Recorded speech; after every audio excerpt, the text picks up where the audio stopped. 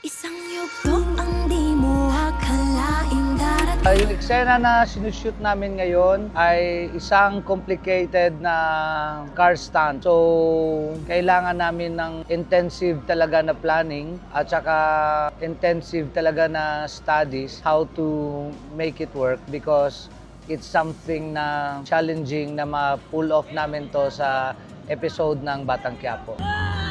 Yung mounting ng seat, syempre malaking collaboration doon yung stuntmen. At the same time, yung buong staff from assistant director kung paano planuhin yung logistics. And then yung creative team mismo, yung production design, yung cinematography, at saka yung action scenes. And also yung lahat ng mga elements na kailangan from props to costumes.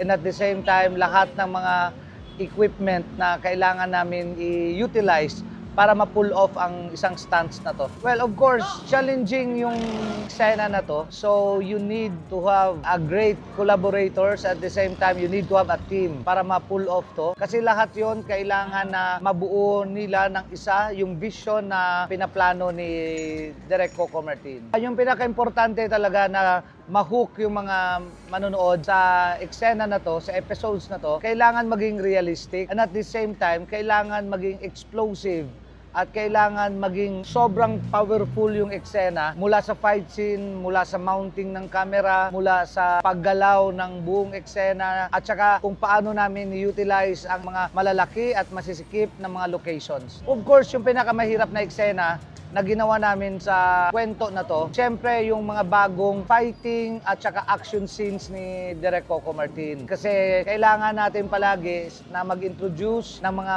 bagong style, bagong set piece, at saka mga bagong idea sa action. So, mahirap kasi alam mo naman, pag si Direk Coco Martin, all out and passionate siya sa eksena, so, kailangan ang buong element ng eksena is mag-coincide sa vision niya at magiging isa yon para makikita natin ang kabuuan. So, syempre, napakasarap ng feeling na na-pull off namin yon. At saka at the same time, pag nakikita ko na sa camera, yung binivision mo para kay Direk CM, na ito talaga yung mga iniisip mo na ideas para sa kanya, and nabibigay naman. So, yun yung pinakamasaya gawin. Action! Bala!